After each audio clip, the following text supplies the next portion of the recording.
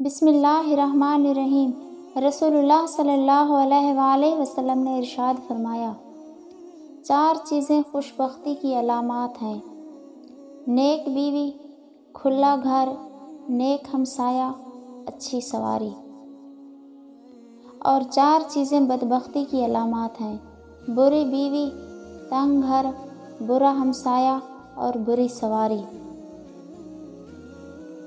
رسول اللہ صلی اللہ علیہ وآلہ وسلم نے ارشاد فرمایا، 2 آدمیوں کی خوش نصیبی ایسی ہے کہ ان پر رشک کرنا جائز ہے۔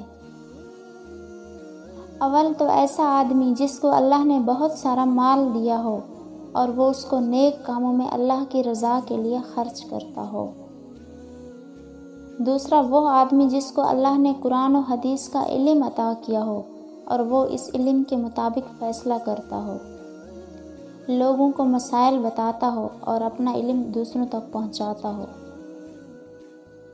رسول اللہ صلی اللہ علیہ وآلہ وسلم نے ارشاد فرمایا، اگر تم اللہ پر اس طرح بھروسہ کر لو جیسے اس پر بھروسہ کرنے کا حق ہے، تو تمہیں بھی پرندوں کی طرح رزق دیا جائے گا، جیسے وہ صبح بھوکے نکلتے ہیں اور شام کو پیٹ بھرے لوٹ آتے ہیں۔